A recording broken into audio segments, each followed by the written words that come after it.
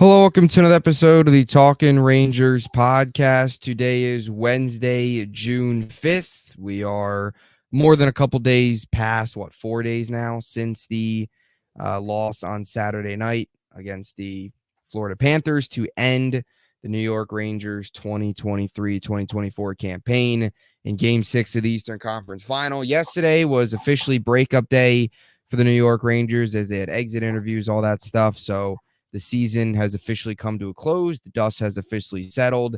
And now the focus for the franchise and the fans now shifts to a very pretty big summer ahead with adjustments that need to be made to this current roster to get over the hump, hopefully, in 2025. This is episode 33 of the Talkin' Rangers podcast. As always, thank you for joining us. Make sure to please like and subscribe. We'll have a lot more content coming your way. Still kind of figuring out the schedule and all that stuff for content this summer, but we'll have a lot more stuff out. We'll keep you guys, of course, updated for the throughout the summer as to when episodes, live streams, and all that stuff will come out.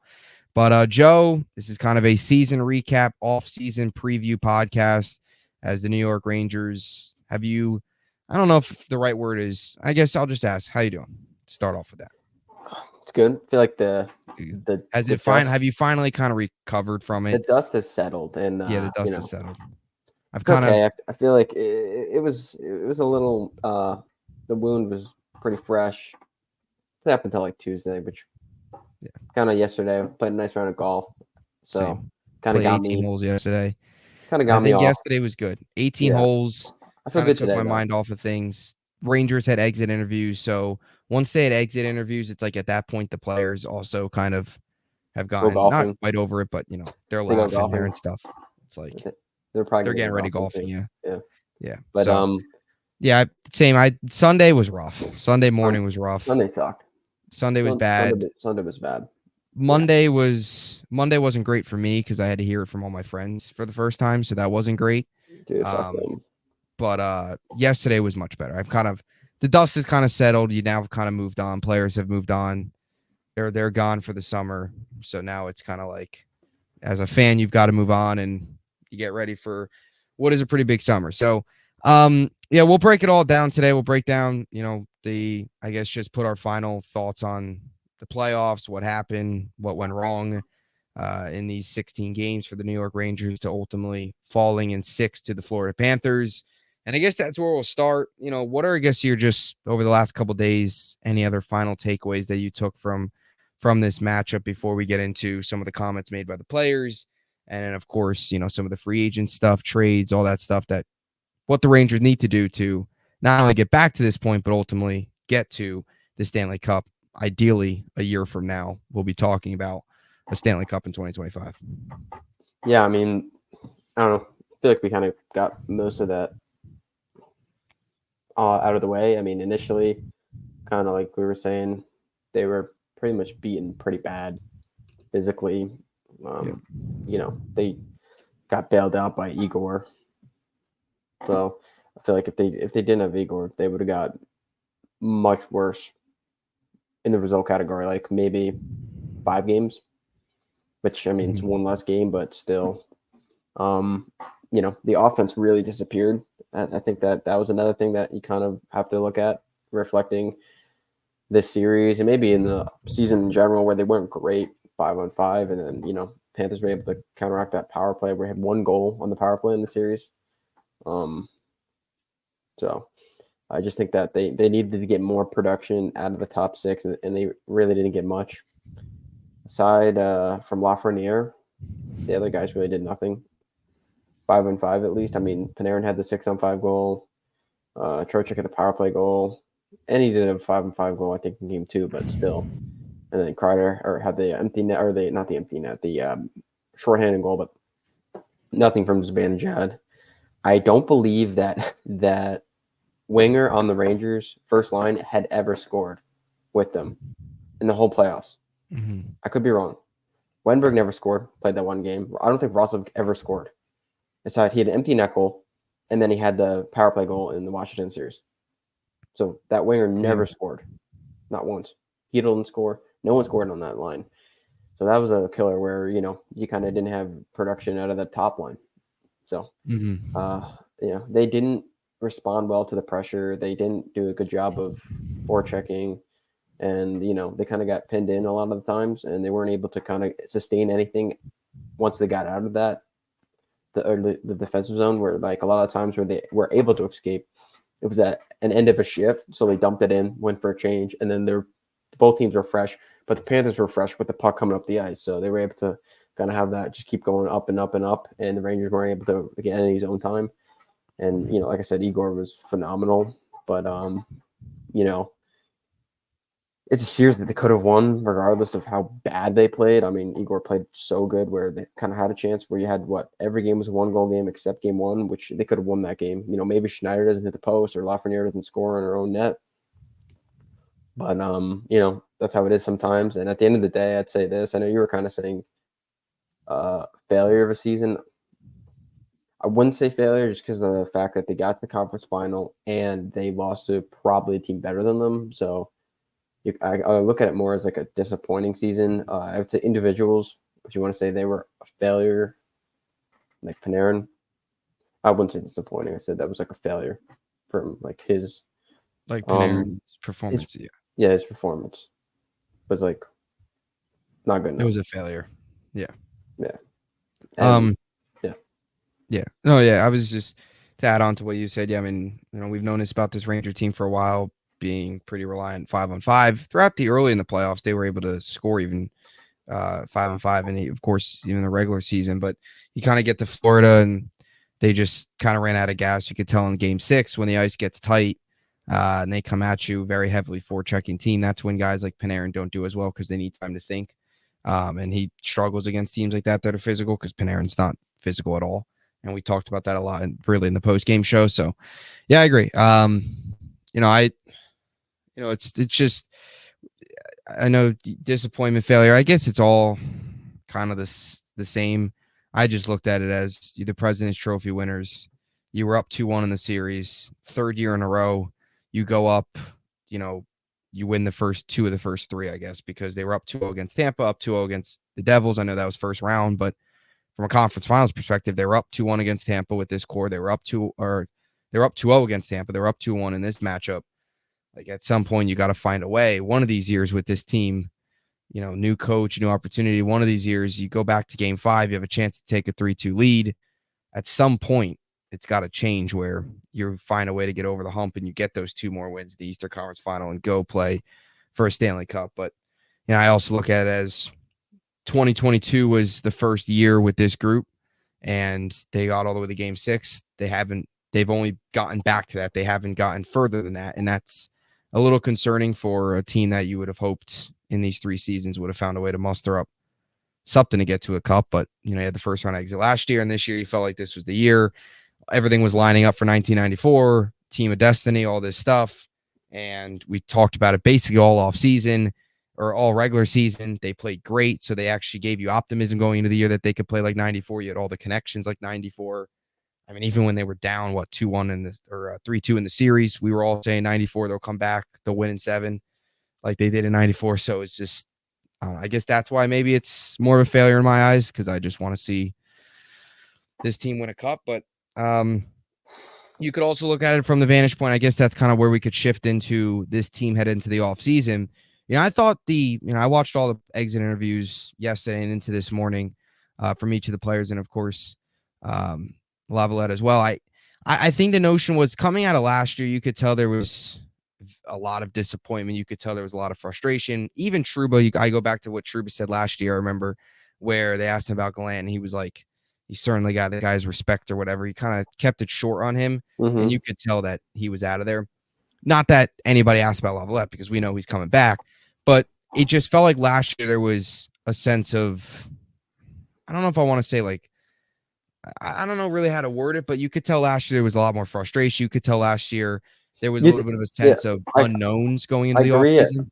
I kind of agree where like it was kind of like, first year was more just like players were sad and upset they lost. Yeah. And last year was more like, this is ridiculous. And a lot of like pathetic. things weren't great. And then this year kind of feels similar to 2022 where players are probably more upset. But I feel like the only thing is that you were saying where that was kind of not a fluke, but no one really expected them to get there, and they got there. This year was expected to get to the finals, and they didn't. So I don't And really know if that's like a positive thing, where maybe I guess the players at least like the coach, or maybe you come back and But and the other thing is that is his job on the line this year? uh, I I would mean, say I yes. think it is when it comes down to the perspective of if they lose in the first round, then yeah, he's probably gone. If they get back to the Eastern Conference Final, and let's just say, that's a year from now, and that's what stinks about this. But Jeez, yeah. you get back to the Eastern Conference Final. I mean, you get to Game 7 and you lose. I don't know if you fire him then. I'm not even going to go down that road right now because he did a great job. But I guess more so even my point too with what I got the vibe from the players is it feels like similar to like you mentioned 2022. They're disappointed, they're upset, but there is also optimism that this team can come back and this team is. It feels like this is a little bit in a way like the They have start of they have something one under year, I Lavelle. think. I think they have Yeah, one more year because of it is. that's how But long what's his face is under contract. Igor. I feel like they feel like all right, we set a new culture in, under Coach Peter in year 1. Now you get a chance in year 2 to build off of that. I got a similar vibe to 2022 where it was like, okay, year 1, now you get a chance to build off of that year 2. They didn't. And that's a similar Yeah. timeline. You have 1 year now. Now you got to build off of it. You can't get bounced in the first round to You got to make the playoffs too. you got, You never know. I mean, you have to make the playoffs. If you miss the playoffs, that's pathetic. You missed the playoffs. This is the last You want to you'll hear ever see something? this team for about. As I You was kind miss of the like, playoffs, we get another letter here in about 8 months, 7 months. as I was kind of thinking, like overthinking everything, and we can get into this a little bit too, but I just wanted to finish like kind of like the playoff talk or whatever from Panarin was bad, but I think he's too essential to this regular season team, too essential to get into the playoffs. I think they need Panarin, but a player that they don't need, as you can tell this year, was Zibanejad. Yeah, I just because dude, come on, how many times are we saying how bad he was, and then like we were talking about, he went like 3 months, went a 5-5 goal. He was so bad this year, and we still won the President's Trophy. So, no, I totally agree. The they Mika would thing they would not be where they were at without Panarin. So I think you got to bite the bullet, and you got to hope that eventually one of these years he plays a little bit better. But there's a Benajad. The thing about him, what sucks is I think he is the better playoff performer. But when he does nothing in the playoffs and the regular season, that's unacceptable, and I think they got to get rid of him. I'll just say that. But you can go. I'm sorry for cutting you off there. I just had to say that because it was in my mind. I was like, I want to get this out. Yeah. No, yeah. I mean, I think the Mika stuff, and I guess we can kind of transition into here to what they can do in the offseason. But I think the Mika thing's interesting. I just don't think they're gonna move. I think if anything, they would move on from Panarin before they move on from Mika. Mika, it's gonna be hard to move Mika because he's got full no move. Yeah. And I still feel like they're gonna find a way to try and keep him and Kreider together. They gotta separate them. It just like you see all the headlines, see all the articles. Hasn't worked. It's what 5? There was this NHL article that I was reading earlier, and it was actually did a really good job kind of outlining, the ranges of what they need to do. I was reading it earlier, but it was like one of the things, or it was on one of the articles I read. It was like finding a right wing for Mika and Kreider. Dude, but they've been trying. We're going to go into the offseason with the same thing all over again. It's finding a right wing for that was no matter who the heck you find, they're not going to work. Yeah, they put like McDavid on it, it still wouldn't work. They would find a way to make McDavid look bad. They would probably do that. Yeah. And that's pretty much impossible. I guess we could start with free agents because the New York Rangers, and we'll get into, I guess, Igor's contract and what that could look like. And then maybe some trades and some free agent signings. And of course, more stuff on Mika and whoever else they move on from. You look at some of the, I guess we'll start with the UFAs, the unrestricted free agents, because I think the RFAs are probably more important. None of them are coming back. I'm just going to say. Yeah, the unrestricted, I don't think any of them are coming back. Rosovic, Wenberg, Wheeler, Gustafson, Ruedel, Pitlick's also on there as well. Those guys are nothing. Did you notice that Rosovic Wheeler might even retire too? It seemed like he's definitely looking towards retirement. Rosovic wasn't a part of the exit interviews? Yeah, you're right about that. Wenberg was. Yeah, he was the only one. A little weird. Yeah. Well, I mean, what do you mean? Out of the out of anybody in the team. Rostovic, yeah. You're right. Even Jimmy V. Panarin spoke, but it wasn't on their YouTube page. I Yeah, think it's a Panarin. translator. Well, that's different because he doesn't speak English. So. Yeah. And You at least see what Igor could speak some Igor, when they English. asked about his contracts, he's like, I don't Are speak you a little English. scared about that? Why you said that, or you think he just didn't want to talk about it? The way they word the question, he was like, do you want to stay here long term?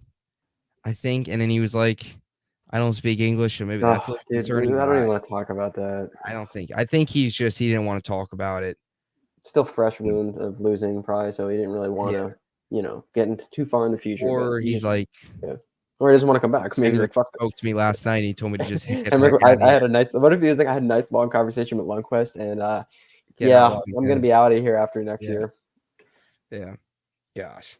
It would be nice for him to say that though, because at least we can trade him. No. 15 minutes in, I do not want to talk about Igor getting traded. But I'm just saying though, like if he knows right now that he's not coming back, the nice thing would to be like, hey, I'm not resigning. You can trade me at the deadline. He's going to get paid. July 1st will come. He'll get a massive contract and he'll be here long term. And hopefully the same thing doesn't happen with him, with Lundqvist, that happened to him. It's only 3 years with Igor. It's not like this is year 7 of this happening. You know what does suck though is we're losing. We're gonna lose a middle six forward because of that. Yeah. Because you think about it, he's gonna get probably $5 more million. He's making like 5.5. He's gonna make like 10.5. So you think about that's one less player in the middle six that we're gonna have to not use, or we're gonna have to bring look at like 12 million, honestly, which I think was the record. No way. He's gonna take a discount. It probably would make sense for him to take a discount. He because could get 12 million from like a shit team, but he's not going to do that because there's no. If he thinks it's bad playing in front of the Rangers, good luck playing in front of like the Sharks. I mean, geez, the Sharks would never. Is $1.5 million really worth going to? I think he's probably better off taking less too, because you could use some of that and spend it elsewhere, as opposed to him taking all 12 million and then having nobody in front of him to help. Yeah, and then he's probably not going to make the playoffs for other teams, but we don't have to get too much into that. But like you said, I agree. Something probably will get done in the summer. Yeah, I think July 1st is right when he's eligible. So something's going to get done. They're going to make sure that he's not entering free agency next year. But we agree, though, that none of these guys are coming back, the UFAs. Like, not one. Oh, the UFAs, no. No, I mean, Wheeler's probably going to retire. Ruedl's an 8th defenseman. Pitlick's a nobody. Rostovic, no. Maybe, no. Out of the entire list, if you had to pick one. Probably Wheeler or Gustafson, because maybe they would sign again for the minimum. I was going to say Gustafson. I was going to say Gustafson. I think Wheeler's probably going to retire. Anytime a player says, oh, I don't know about my future, or I have to discuss it, I don't want him back. I don't want him back anyway. Even if he plays for free. Like, no offense, but no, I don't want him back. But like I said, money-wise, I would think they would re-sign whoever would go for the cheapest. People I don't want back, though, are definitely Rostovic. I don't want anywhere near the team. Because they don't need a player like him in the playoffs. But yeah, like we said, maybe Gustafson and Wheeler if they resign for the minimum. But I highly doubt any of those guys resign. And then like if you want to get into the RFAs, that's going to be the biggest part of the summer, I think, for the Rangers. So the RFAs is big. You got Kakko, who once again is one of the talking points of the summer, and especially the way the playoffs ended for him, where he was a healthy scratch again.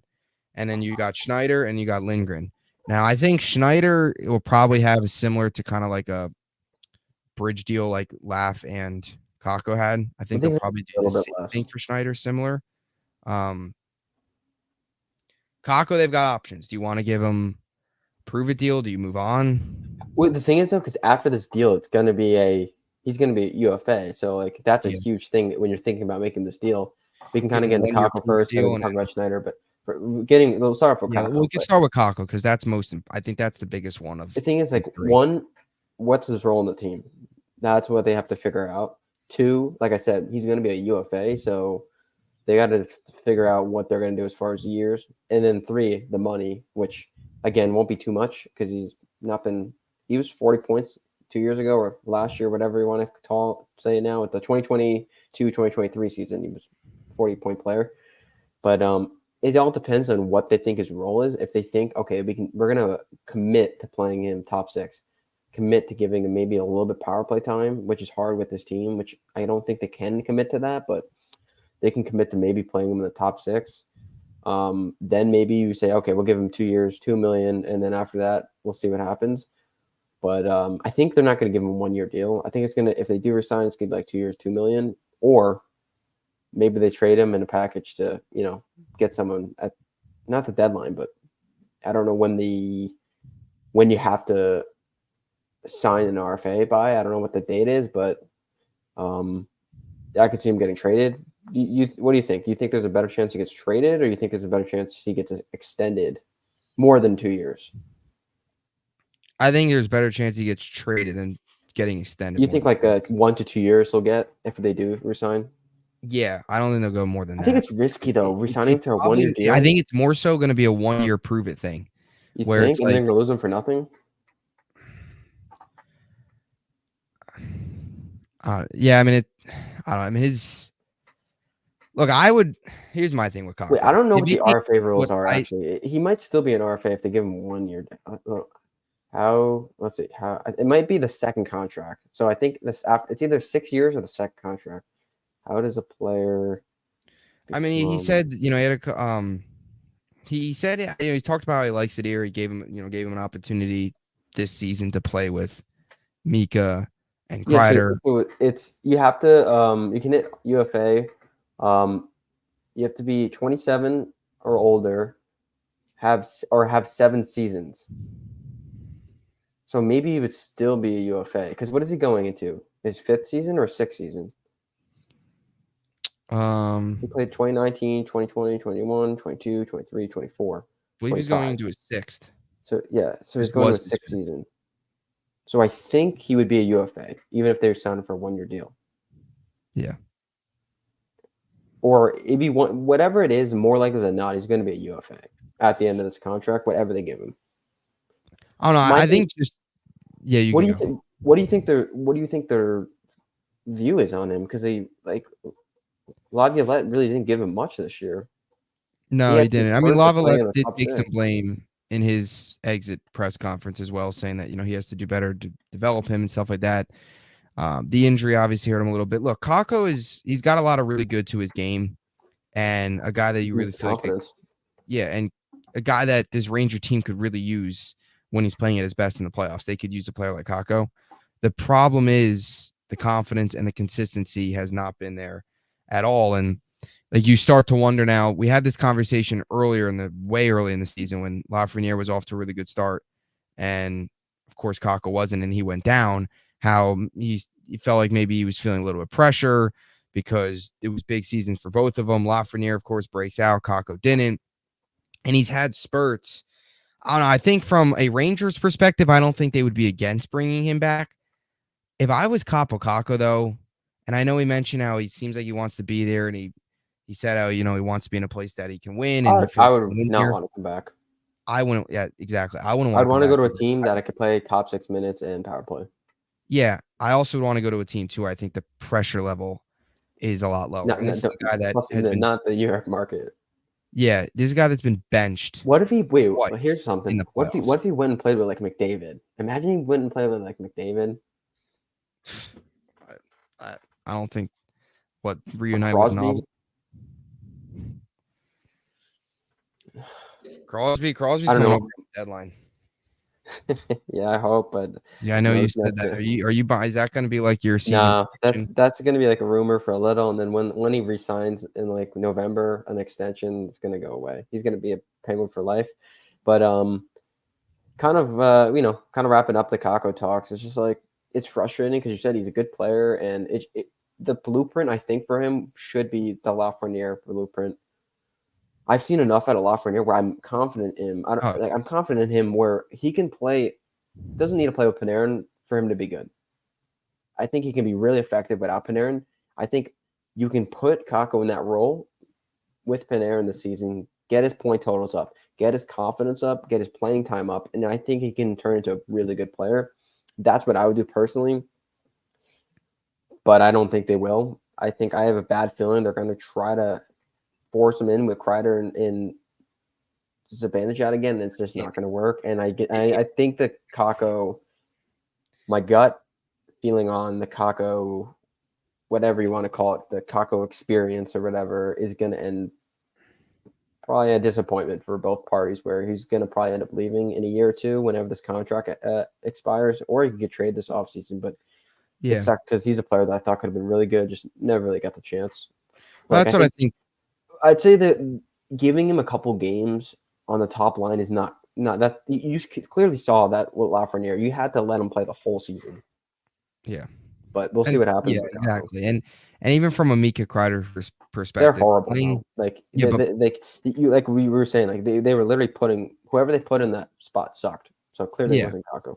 but even too from their perspective as well, it's not fair to anybody. It's not fair to Kako, Yeah, whoever the heck you put up there. It's also not fair to Mika and Kreider to try and kind have of is if they suck. I guess they don't. what They're not. Well, how do you know? it's not. Maybe they're No, telling the I'm not coaching saying staff that like we have to play at each other.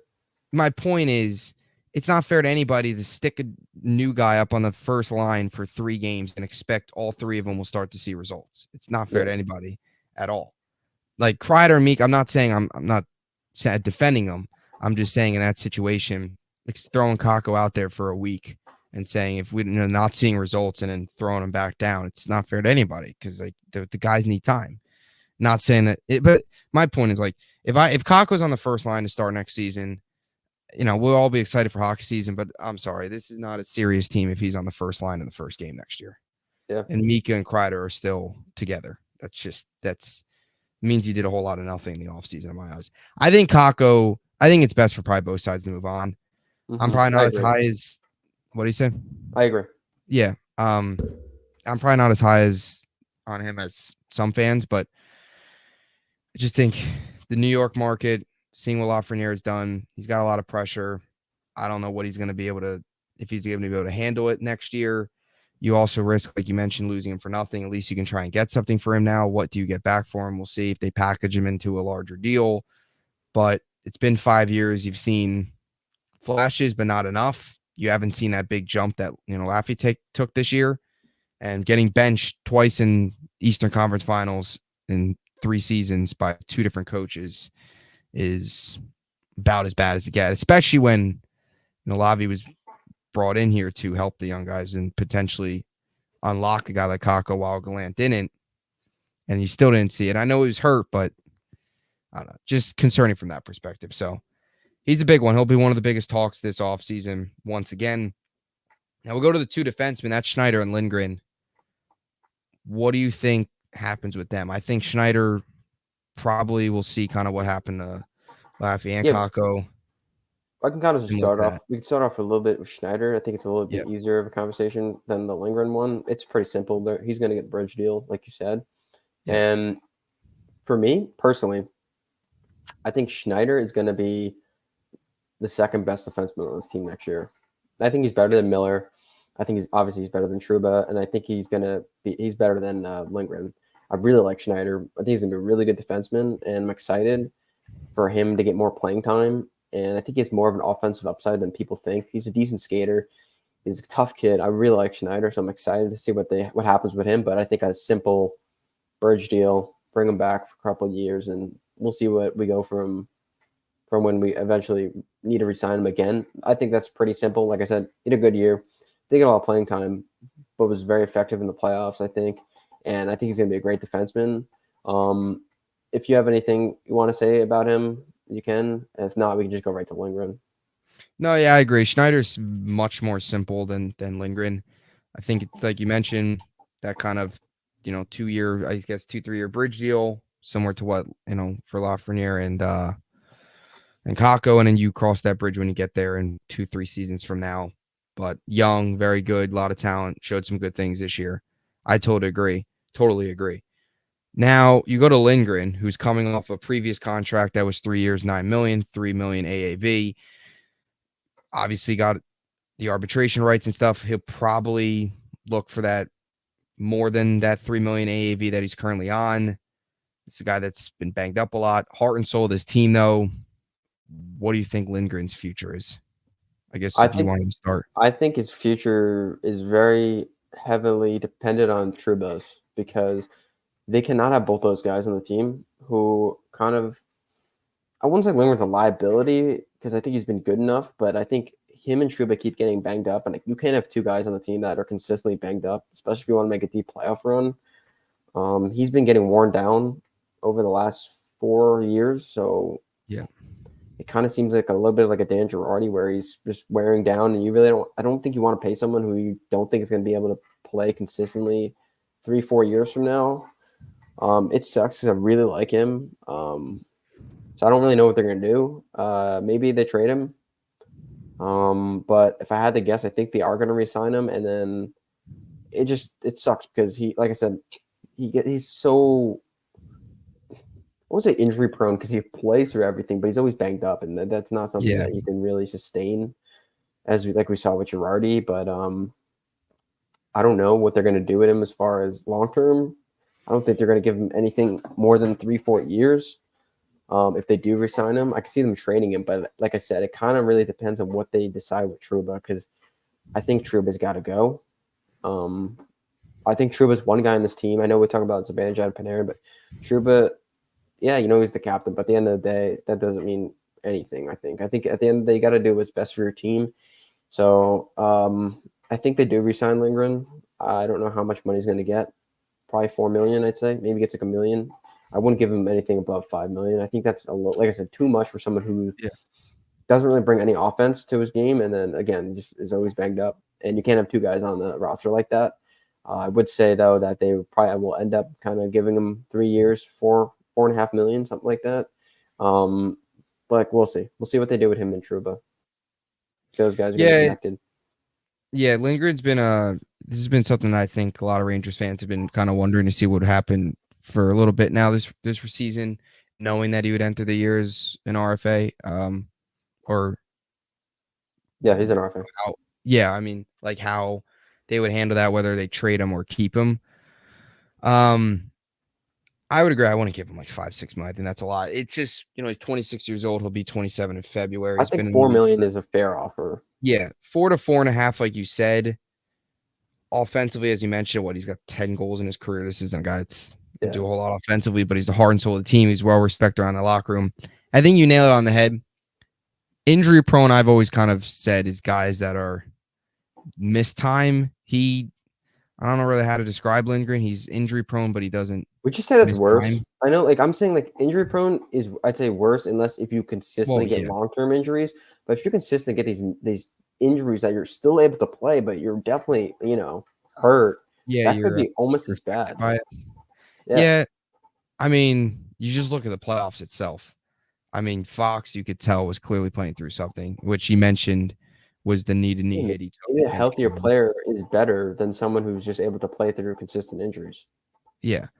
And then, I mean, I guess they both are.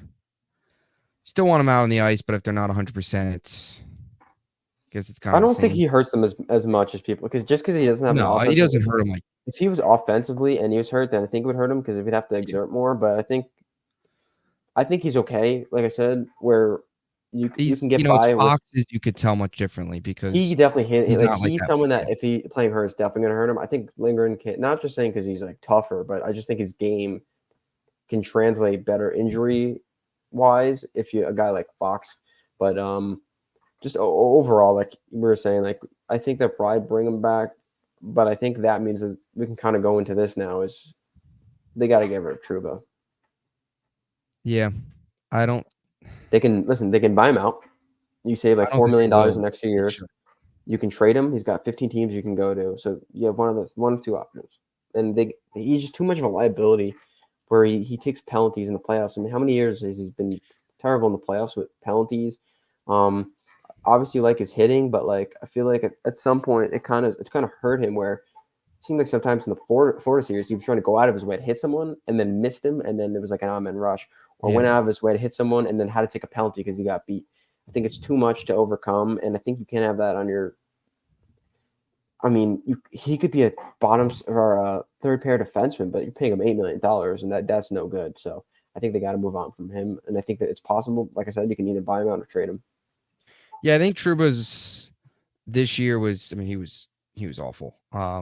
Great leader, great guy in the locker room, captain, all that good stuff. Well respected by $8 million is just too much. But $8 million and his play on the ice is bad.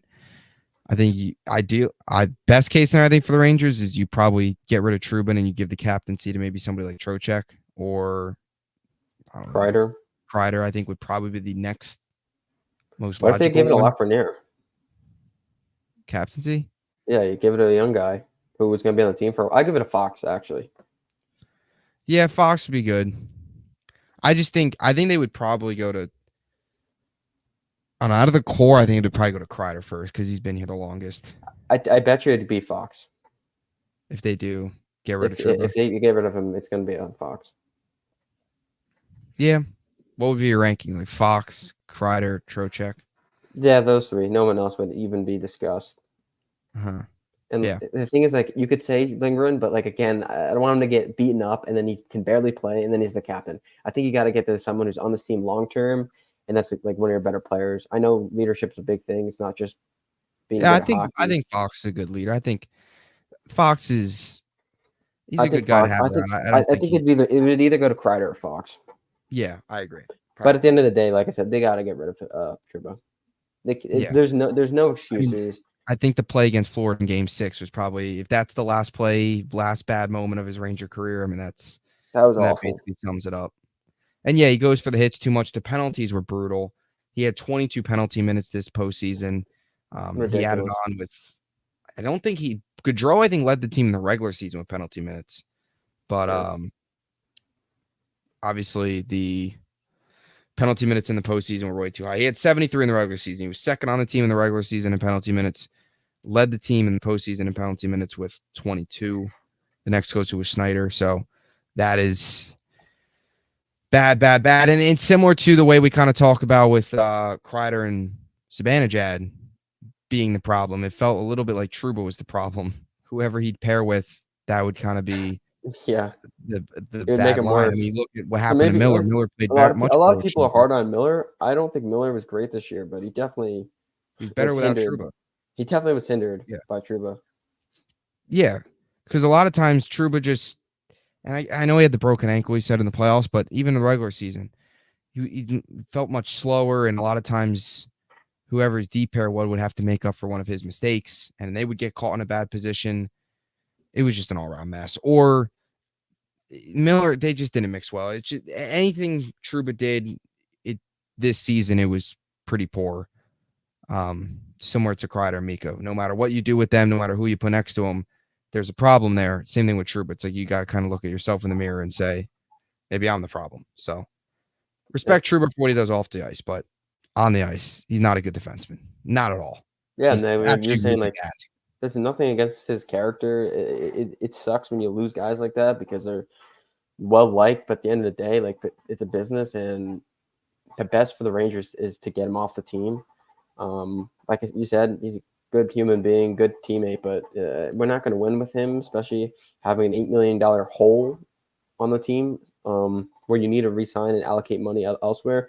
I think it makes sense to free up $4 million the next 2 years. So next 2 years. So if you can't trade him, buy him out. And then I guess kind of we could kind of let it go through a bunch of guys on the team. Another guy I kind of wanted to mention here is could be it's kind of be a little bit quicker, but what do you think happens with Phil Pedal? Wait, what do you like? Like, do you think he's going to get traded? Do you think he's going to have a big role in the team next year with the I think emergence of Prochek? Like, is he going to play center? Is he going to play wing? I feel like he's kind of a person that um nobody's really talking about. I think he'll be back with the Rangers. I don't think they would deal him. I think Or I think maybe they would nobody be wants him because of the concussions, but he's on a yeah. not he's on a team friendly deal. I think he's worth more I point. wouldn't be very in favor of dealing him. I mean, he's dealt with the concussions this year, but when this guy's healthy, he's one of the better players. A huge piece of this team. And I mean, I think you could tell in the postseason he wasn't the same. If you got the same Wheeler this postseason, could have potential or Hedel, Beetle, not you mean? Wheeler. I'm talking about Hedel. He was If you great in got the the same 2022 postseason. So yeah. I mean, do you think they try him on the wing with Mika and Kreider going into the year? I don't know. That's going to be like a huge thing. I wouldn't even. I'm not even considering that. I'm just assuming they're not going to put those guys together. But maybe I'm an idiot for thinking that they're going to change that up. I don't think Kreider and Zibanejad should play together. But if they do, I mean, I don't think so either. I just don't think they'll break it up. We've been saying this for about 2 years now that they shouldn't be playing together, and the organization hasn't done anything. I'm curious. I'm just saying, like I'm saying, I'm just curious to see what happens with him as far as knock on wood. Hopefully, he stays healthy for a full season because I Yeah. agree he's a really good player. Definitely heard him that he missed all this time and it was kind of hard for him to ramp up. But that's a player that I think people haven't really been talking about that I think maybe should get a little bit more attention where like they don't know where his role is on the team, if he's going to get traded, can he stay healthy, and just stuff like that. And then I guess we can get into the big boys if you want. Yeah. You think there's any way any of them get dealt? Crowder's Banjo Panarin. I think if there would be one of them to get dealt, it's going to be Panarin. You don't think it'd I be don't think. Kreider? I think Kreider getting dealt is Personally, I like me would never trade Kreider. I think he's a great Ranger. He's effective in the playoffs. He can play good into his later ages. I think his game's sustainable. Mhm. And I he's on would a good agree. contract. He's making like 6 point whatever. And he scores almost 40 goals. The only thing is though, you can trade him because he's on a modified no move where it's not full no move and his contract is good. I think he'd be the easiest one to trade. Personally, I wouldn't trade him, and I would trade Zibanejad. But you're saying Panarin? I don't know if I would, and I like Panarin. He's my favorite current Ranger right now. I've said that a couple times, but it's not so much that I would trade him. It's more so like if there would be one of them, that's what I think they would do. Maybe I wouldn't. I mean, I would if You it's don't for the think it'd right be harder though to move Panarin. because of his contract? Yeah, it's possible. What is that? 9 years? 7 years? I think there's. Well, it doesn't matter how many it was. It just Well, I matters mean, how many is not yeah. left. How many left is I think what I 4? believe there is 4 years left or Yeah, I three think years it's left. 3 because it was what 2019. Let's see. I could pull it up. I have it up right here. Yeah, Panarin it's either has uh 2 years left. oh, I was less than expected. Zibanejad though has 2, 3, 4, 5, 6, 7 years left. Yeah. I just don't think it would move on the Rangers, and Dude, I've said that a that couple is going times. to be brutal. Right, he's got 6 years left on this deal. Yeah, Oh to my make god! the Mika And it, dude, extension. and the $8.5 million. That's why you got to win now, man. Jeez. Not much more time. Or soon we're going to be playing these guys and going to be doing nothing. I mean, we're kind of So yeah, already they paying have them, 2 more years of but Panarin. They have 3 more years of Kreider, 6 more years of Zibanejad, 3 more years of Hedel, 3 more years of Barkley Goodrow. They have 5 more years of Trocheck. They have 5 more years of Fox, 2 more years of Truba. And then this is Igor's last year. So, yeah, geez. big off season. You think Kreider after these 3 years, you think he keeps going? Yeah, he's going to resign. He'll be a Ranger for life unless they trade him. No, I know, but you think he wouldn't retire? You don't think, right? No. He's not going to retire. He'll play like 3 or 4 more years. Like I said, I think his game's sustainable. Even if like they win a cup, and then he's after these 3 years they win a Maybe if cup. they win the cup at the end of his contract, he might step down. I think. But It's like I did everything I'm supposed it to just, do. dude, I think like I was saying before, where it's like Panarin, I'd keep because he's too essential to the team in the regular season. As like we saw this year, he carried the regular season team. We had a historic season, and a guy that wasn't good in the regular season, we still had an historic season, was Zibanejad, who was terrible in the regular season and terrible in the playoffs. So I wouldn't mind getting rid of him, even though he has more potential in the playoffs than a guy like Panarin does. But I think I would try to move off of him. But as we were kind of saying, they're not probably going to move any 3 of these guys. And the guy that should get moved and will get moved out of any of the big money guys is going to be Trouba. Something, and we can kind of also talk about like Lafreniere real quick. I feel like he was phenomenal this year. I'm really excited to see kind of what he turns into. I think he could be a 100-point player if he plays power play one. He's definitely a point a game player. Even without the power play, I think he can go around a point a game just because his confidence is coming up. I would say this though, Zibanejad has improved. He doesn't deserve to play the power play next year. That I will be very upset if he plays over at Lafreniere. Yeah. No, yeah, Lafreniere was great, especially in the playoffs. 8 goals, which was tied for the team lead with Trocheck and Kreider. 12 points in the postseason as well, or 14 points total in the postseason. He was excellent. Really when he's healthy. or not healthy. Really, he's never not been healthy. I mean, like really when he's when he's you give him going. power play one opportunity. When he was 57 points this year. This is He'll have and he 90 got points at robbed a least. lot too. He'll have 90 points if he plays Yeah, power play, which he should. And like it's yeah, ridiculous if he doesn't. 100% point per game player. Do you? I don't know. Where do you think he slots in next year? Like regular, not just power play. It all depends on what they do with the manager line. But I would go him with them if they have to play together. I'd play with him You because I put think he's their best winger at adjusting to different play styles. I think he can play with anybody. And then I put Trocheck, Panarin, and Kako together. But yeah, I think he can go anywhere. Yeah. Yeah, so I agree. I could see that. Yeah. I can get on that. I can get behind that a lot more than I can probably get behind Hedo or Kako playing up there. And then I'd say this: the two biggest X factors of people that are in the organization, Will Cooley and Brennan Hoffman. Yes. You see in the playoffs, the top end guys not only are good offensively, but they're gritty and they hit and they wear the other team down. So I think they need to be able to develop one of those guys into a top six forward. Yeah. One or the other. Definitely. And I like Cooley. I think he could be a really good player. We'll see what Hoffman is next year, though. You think Hoffman will definitely be on the team next year? Yeah, I think so. I think he will. I think we'll get a really good chance to, I guess, kind of sort of similar to Cooley, play a little bit this year. I know, obviously, not quite the same as Cooley, but I think we'll get the opportunity to play. Obviously, what he played, how many games was it? Just He played like 2 games, I think. 2 games, yeah, it was something like that. What about Brett Berard? I think he's too small. I don't think they need a small winger. So you don't think he plays much of a role next year? I could see him being traded. I don't think he's going to be a Ranger. Yeah. So out of you think Othman's up?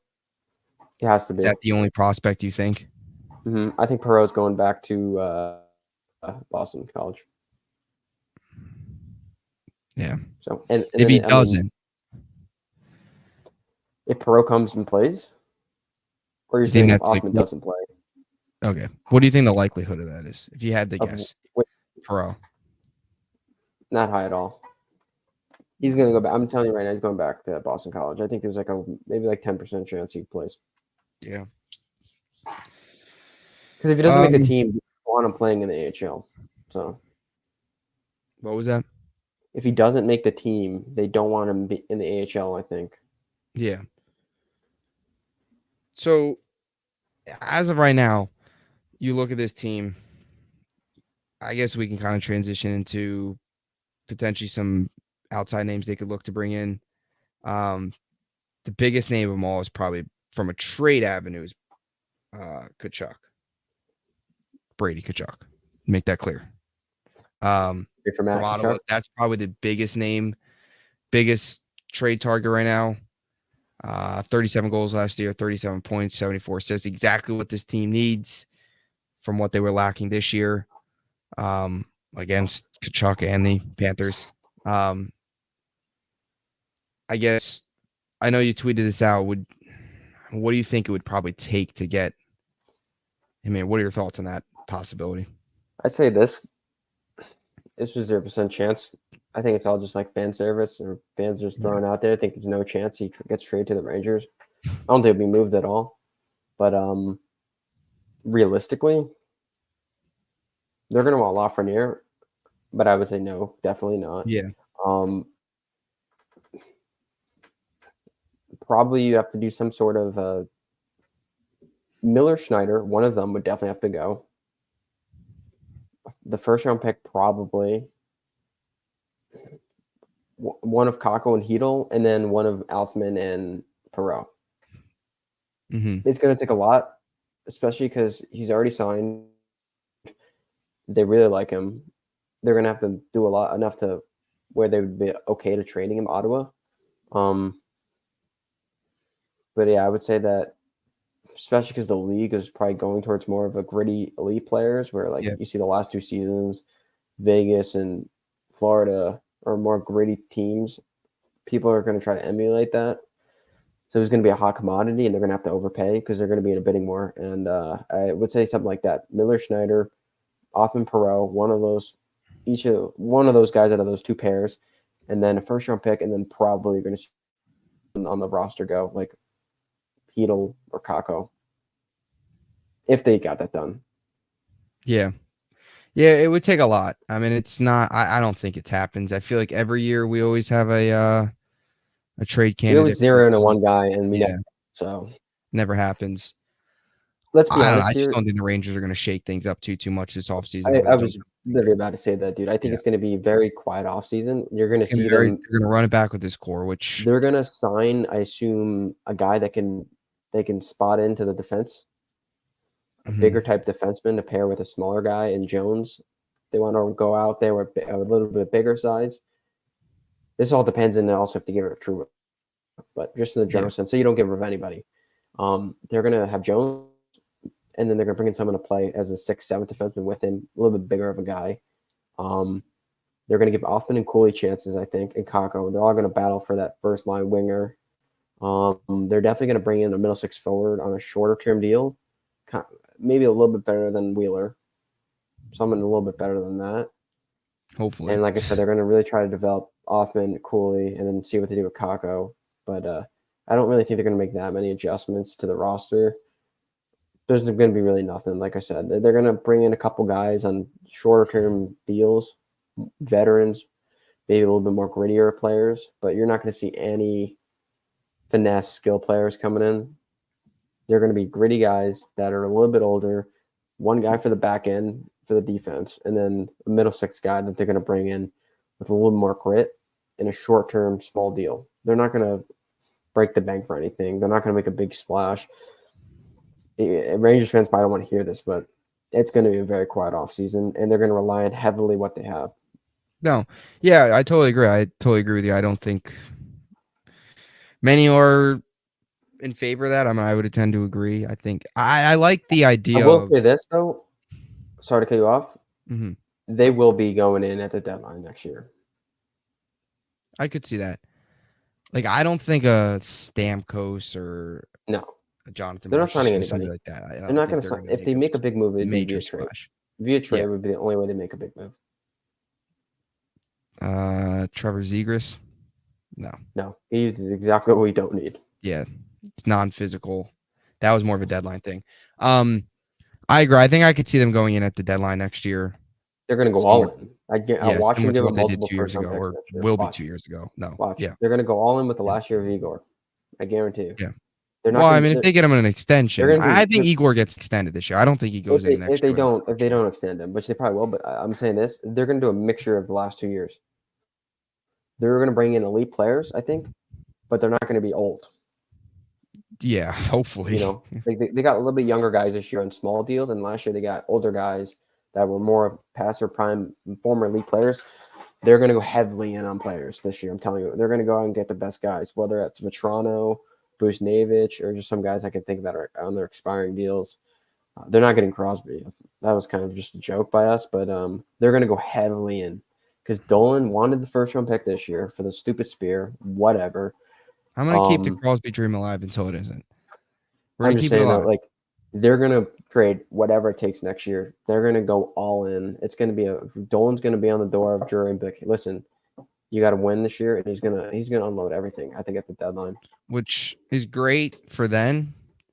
But once again, why couldn't they have done that this year? And it's pathetic. Dolan. I think that's why I think somebody what happened last year.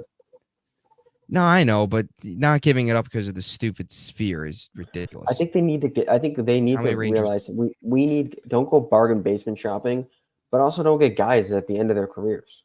You know what I mean? Mm-hmm. No, yeah. I mean, this year was you got to go for the top end guys that are on expiring deals. They've tried a lot. The Rangers have tried a lot at the deadline. First year was kind of like not a whole lot because you had the cop. I don't blame them though for that year because that was like a first year. Who knows? No, yeah, I agree. Like they didn't. It worked out though. They didn't need to do a lot. There was no reason to. It was those first guys year, were both very good in the playoffs though. Cop and Toronto were very good. Yeah, they did. Then Devils or the 2022, they go all in. Doesn't work. This year they kind of tried to go back to, or no, 2023 didn't work. This year they kind of go back to what happened in 2022. didn't really work. It was actually worse than 2022.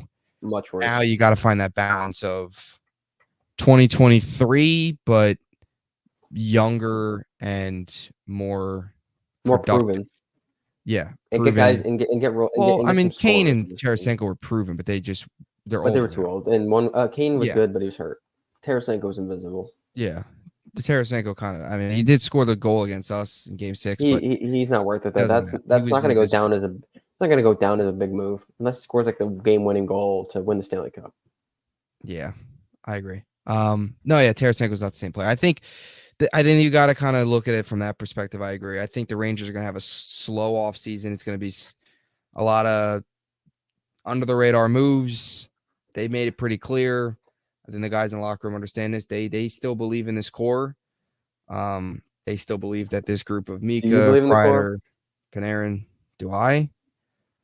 I mean, look, I believe that this team, as long as this team under Coach Peter, under Lavalette, with Kreider, Mika, this team, I think guaranteed next year will. I think there's a really good chance they'll get back to the ECF.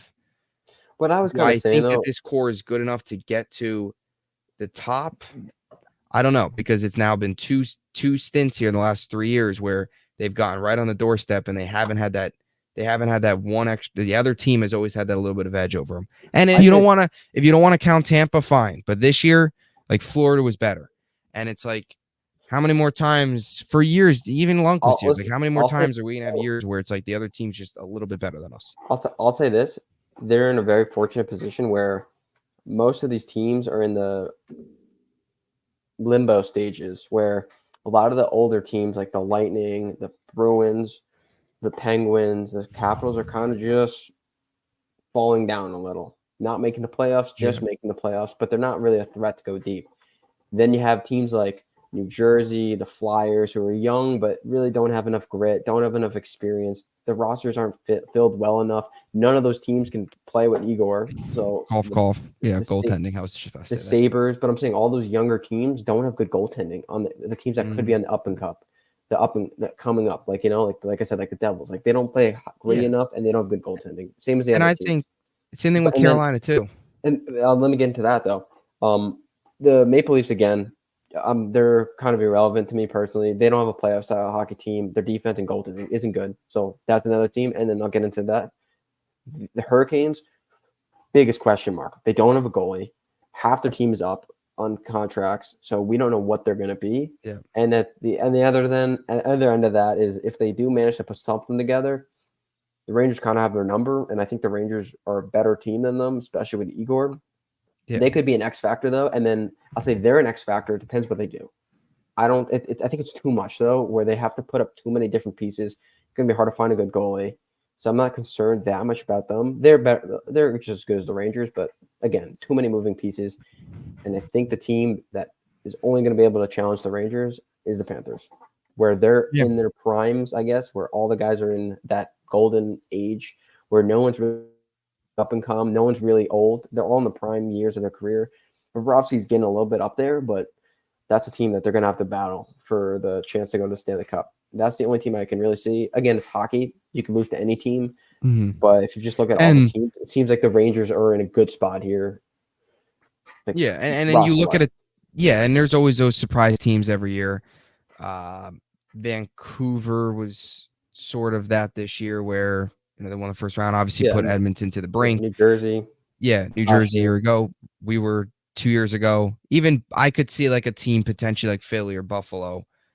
I don't see them any of these getting deep though. That's all I'm saying. No, I don't think they'll go deep. They can win around. They can upset, but I don't. Yeah, they could upset, win around, and there's only 3 teams in the East that I can see really going deep: the Rangers, the Hurricanes, if they're able to figure it out, and then the Panthers.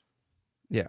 No, yeah. I mean, it's Hurricanes. Yeah, Hurricanes will be interesting, even if they get figured out goaltending wise. And like you said, we have their number. I'm not really too concerned about them. Regular season wise, they're phenomenal. They're as good as anybody. Very good. Postseason, they can't get it done.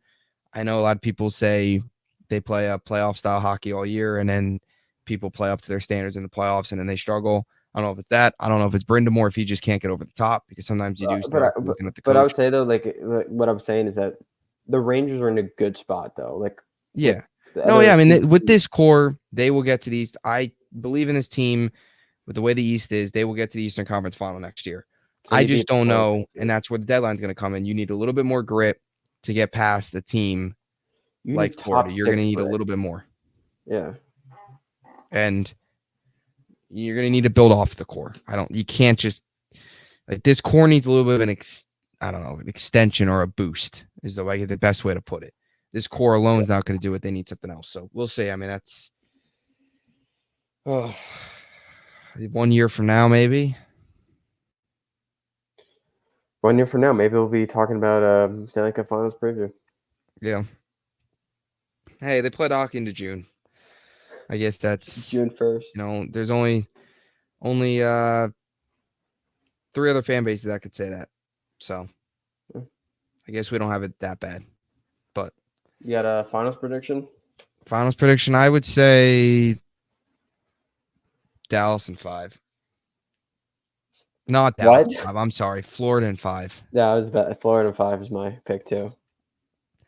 I wouldn't be surprised. But aren't the honestly. Rangers playing the Stars in like the Yeah. Cancun Stanley Cup or whatever? Dude, you got to follow the guy on Twitter. Jacob Trouba scored the game-winning goal in Game 7. I can't believe I said Dallas in 5. Come on, Bubbs. Florida in 5, potentially a sweep, but Edmonton will probably take one at home.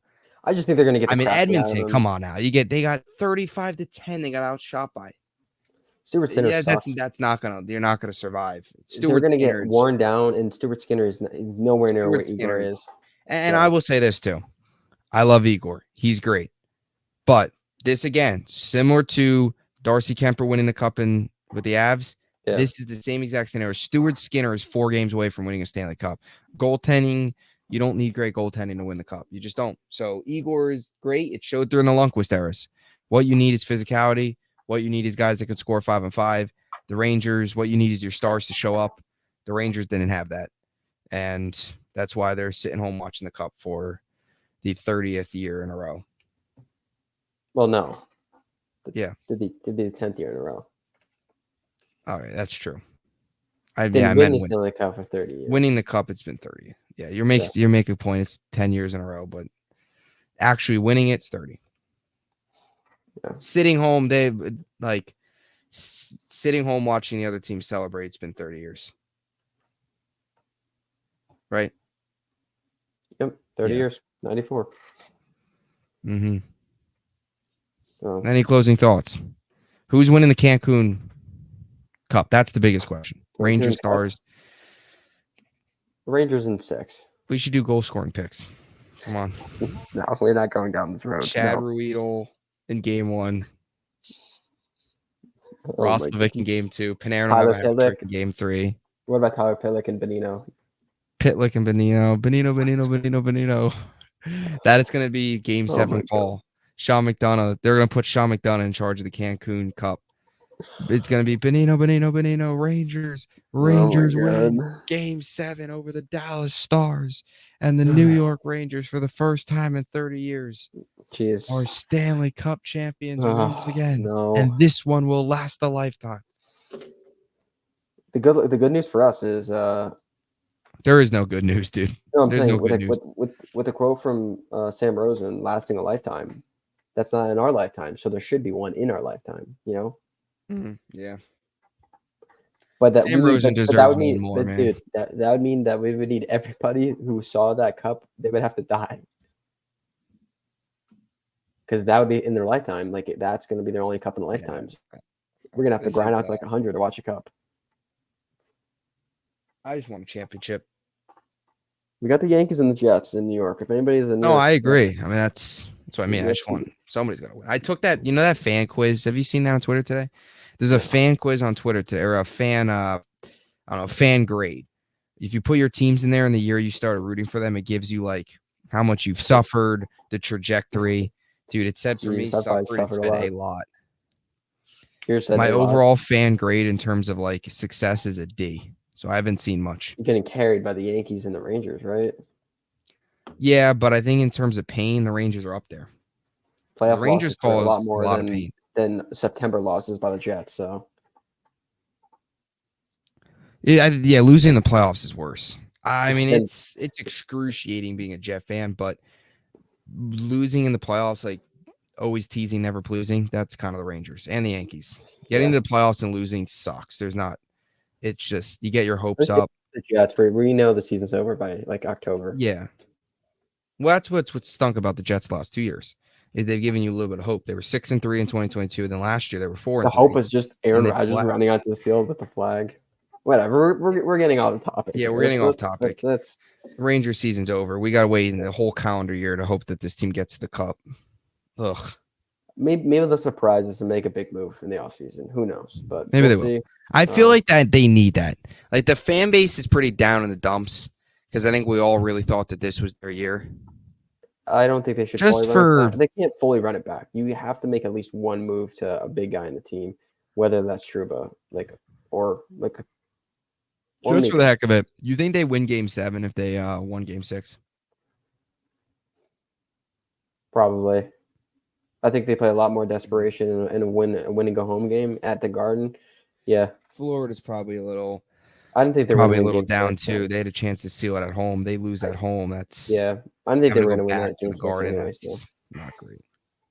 it's in the They past though. It didn't happen. So whatever. Hopefully, hopefully the next season gets here quick. So it's gonna be a long 3 months. Yeah, I mean it's luckily it's a lot. It should be a lot shorter than last year. Last year they're out in April. Yeah. So we had nothing going on in May and June. At least here they've gone all the way to June. June So 1st. really, We had June June 1st. games. Really, we've got what September training camp will start. So really, Yeah, 3 like months. A little 3 months. Yeah, it's End of not. September. And then hockey will be back at the Garden in October. 4 months. October will be here. And when does the schedule usually get released? I don't know, dude. We I were don't looking know. way too far. I think this season Yeah. just ended. I feel like Season just ended. You know, We got to take it day by day, yeah. period by period, minute by minute, shift by shift. Closing thoughts. Yeah, obviously really disappointed. Thought this was going to be the year, but we thought wrong. And obviously this team needs to do a lot of things different, regardless of how close they're going to get. I agree. Thank you all so much for tuning in all year long. Again, we'll have different off-season content coming out. We'll have, once free agency starts, we probably plan on doing some free agency live streams. And if any big towards- move happens, we'll big moves. post. Maybe we'll do something for the draft. Yeah, draft potentially, signings, all that good stuff. We'll have some guests on as well. So we'll have a lot. And then next year too, we're gonna do some different stuff here on the channel as well. So make sure to please like and subscribe. And we will talk to you soon.